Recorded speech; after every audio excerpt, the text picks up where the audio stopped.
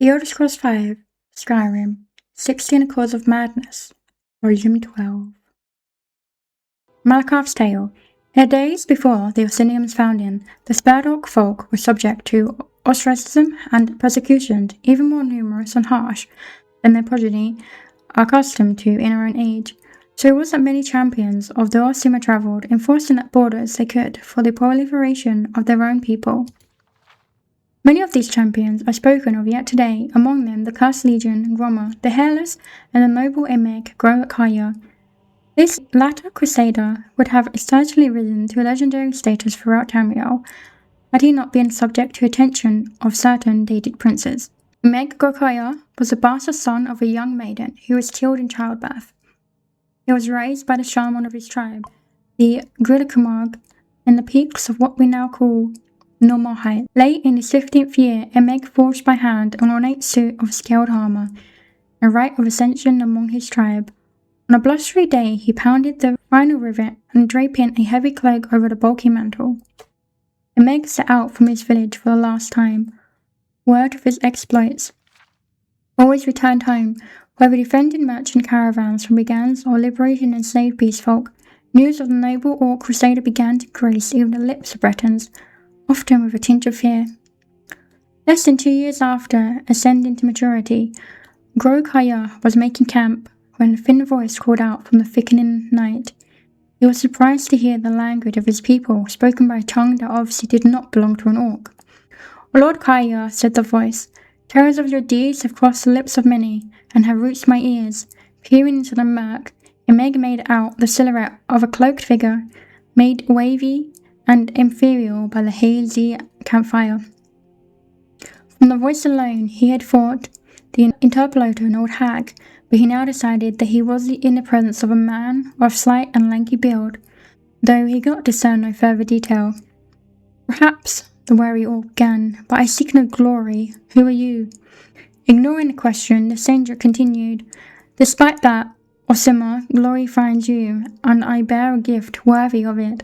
The visitor's cloak parted slightly, revealing nothing but faintly glinting buttons in the pale moonlight, and the bundle was withdrawn and tossed to the side of the fire between two. Emeg continuously removed the rags in which the subject was swathed, and was dazzled to discover the item to be a wide, curved blade with ornately decorated handle.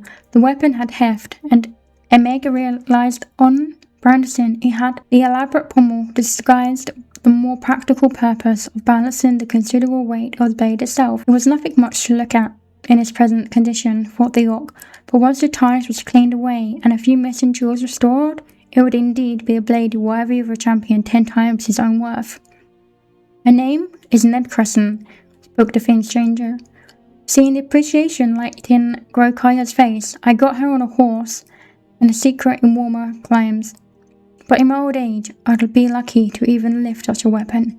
It's only proper that I pass her on to someone such as yourself. The possessor is to change your life forever."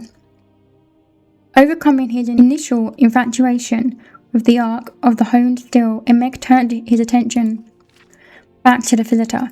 "Your words are fine, old man," Emeg said, not masking his suspicion, "but I am no fool. You traded for this blade once, and you'll trade for it again tonight. What is it that you want?" The stranger's shoulders slumped, and Emeg was glad to have unveiled the true purpose of this twilight visit. He sat with him a while, eventually offering a stack of furs, warm food, and a handful of coins in exchange for the exotic weapon. By morning, the stranger was gone. In the week following Emeg's encounter with the stranger, Nebcrescent had not left his scabbard. He had encountered no enemy in the woods, and his meals consisted of fowl and small game caught with bow and arrow. The peace suited him fine, but on the 7th morning, while fog still crept between the low-hanging boughs, Emeg's ears pricked up at the telltale crunch of a nearby footfall in the dense snow and forest debris. Emeg's nostrils flared, but he was upwind, being unable to see or smell his guest, and knowing that the breeze carried his scent in that direction, Emeg's guard was up, and he was continuously drew Nebcrescent from its sheath.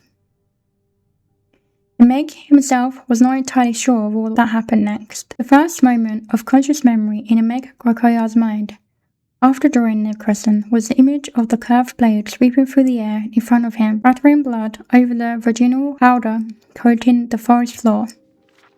The second Mary was a feeling of frenzied bloodlust creeping over him, but it was more then that he had saw for the first time his victim, an orc woman, perhaps a few years younger than himself. A body a canvas of grisly wounds, enough to kill a strong man 10 times over. Immense disgust overwhelmed the madness that had taken over him, and with all his will enlisted, he released Ned Crescent from his grip and let the blade sail. With a discordant ringing, it spun through the air and was buried in a snowdrift. Meg fled the scene in shame and horror, drawing the hood of his cloak up to hide himself from the judging eyes of the rising sun. The scene where Meg Crocodile had murdered one of his own kind was a macaron.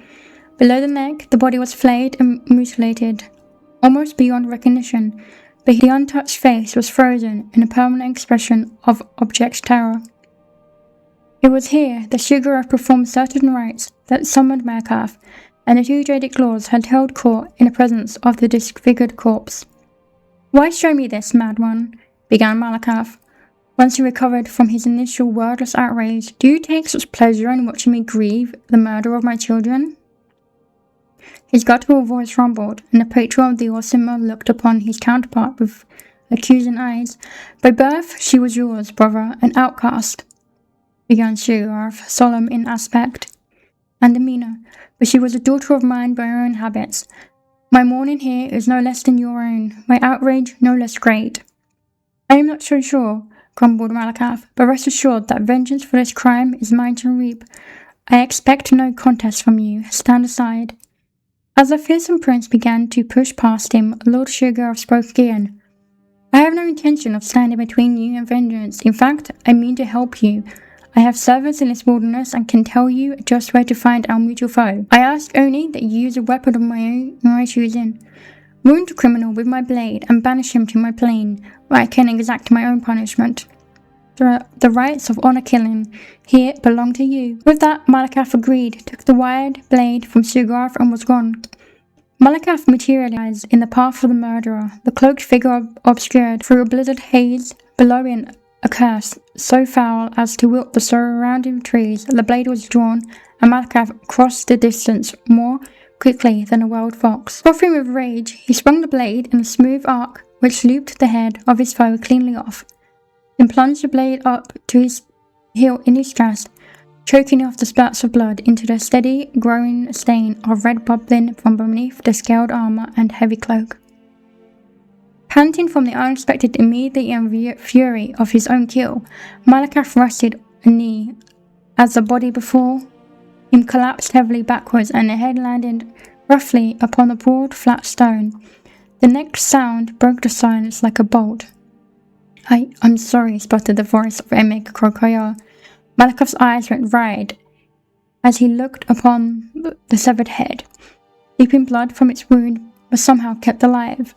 Its eyes wavered about wildly, trying to focus on the aspect of Malacath before it. The once proud eyes of the champion were choked with tears of grief, pain, and confused recognition. To his horror, Malacath recognized only now that the man he had killed was not only one of his Orsima children, but very literally a son he had blessed an orc maiden with years hence. For achingly long moments, the two looked upon each other, despondent and shocked, then silent as oiled steel. Sheogorath strode into the clearing. He hefted a Meg Crocodile's disembodied head and bundled it into a small grey sack. Sheogorath reclaimed Ned Crescent from the corpse and turned to walk away. Malacath began to stand and knelt again, knowing he had irreversibly damned his own offspring to the realm of Sheogorath, and mourned his failure as the sound of his own son's horse pleas faded into the frozen horizon.